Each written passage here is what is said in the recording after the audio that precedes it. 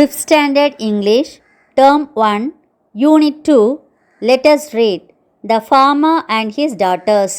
In the village of Manipuram, there lived a wealthy farmer. He had 3 daughters. மணிப்புரங்கிற கிராமத்தில் ஒரு பணக்கார விவசாயி இருந்தார். அவருக்கு 3 பிள்ளைகள் இருந்தாங்க. All his daughters were married and living their life happily. அவரோட 3 மகள்களுக்கும் திருமணமாகி சந்தோஷமாக வாழ்ந்துகிட்டு இருந்தாங்க. The farmer was getting old. He wanted to distribute his wealth to his daughters. அந்த விவசாயிக்கு ரொம்ப வயசாயிட்டு, அதனால் அவரோட சொத்தை பிரித்து கொடுக்க அவர் நினச்சாரு. But he wanted to know what responsibility he could give to each of his daughters. அவர் தன்னோட ஒவ்வொரு பிள்ளைகளுக்கும் என்ன பொறுப்பை கொடுக்கலாம் அப்படின்னு தெரிஞ்சுக்க விரும்பினார். He called all his daughters and gave each of them a bag of millet. He asked them to use grains in the best way possible and then come back to him after 1 year.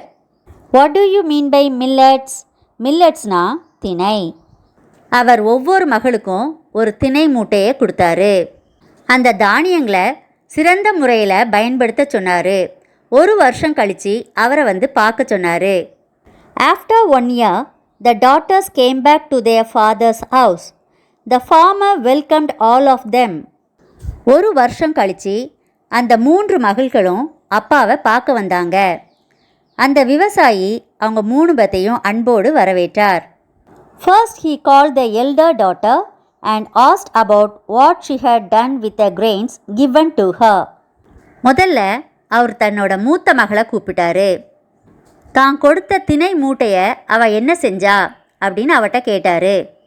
She replied, Father, I fed those grains to flocks of birds that I saw on my way back to home. அதுக்கு அந்த மூத்த மகா சொன்னா, அப்பா நான் வீடு திரும்பிக்கிட்டு இருக்கச்சில நிறைய பறவைகள் கூட்டத்தை பார்த்தேன். அந்த பறவைகளுக்கு இரையா அந்த திணையெல்லாம் போட்டுட்டேன் அப்படின்னு சொன்னா. Then the father called the second daughter and asked the same. அடுத்தது அவரோட 2வது மகளை கூப்பிட்டு அதே கொஸ்டினை திரும்ப அவட்ட கேட்டார். She replied, Father, I thought those grains were sacred.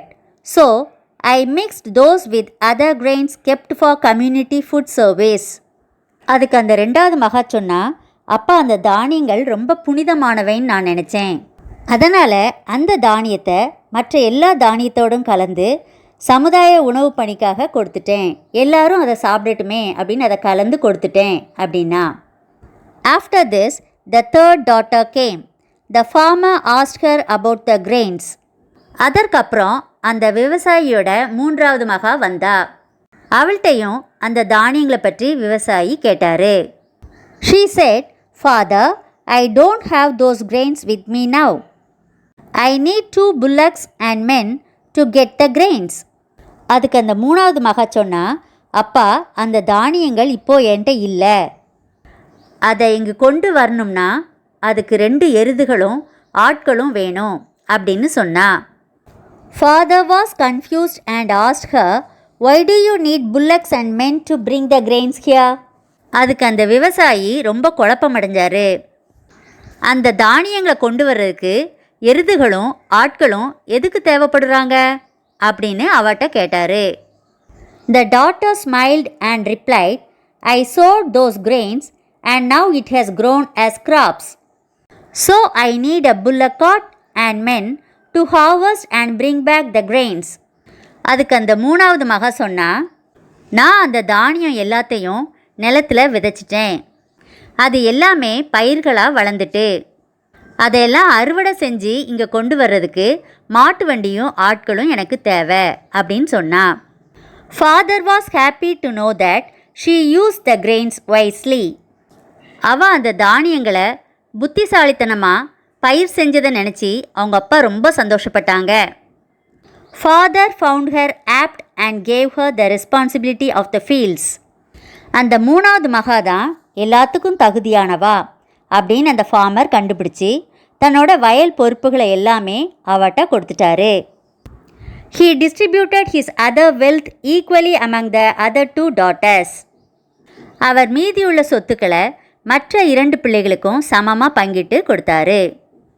Glossary. Distribute, give a share. டிஸ்ட்ரிபியூட்னா பங்கிட்டு கொடுக்கிறது. Responsibility, power.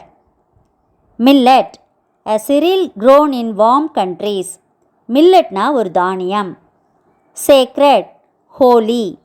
சேக்ரெட்னா புனிதமானது. Harvest, yield.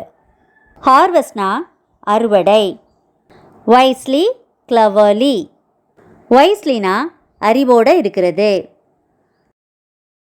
இந்த வீடியோ பிடிச்சிருந்தா மறக்காமல் லைக் பண்ணுங்கள், ஷேர் பண்ணுங்கள், சப்ஸ்கிரைப் பண்ணுங்கள்.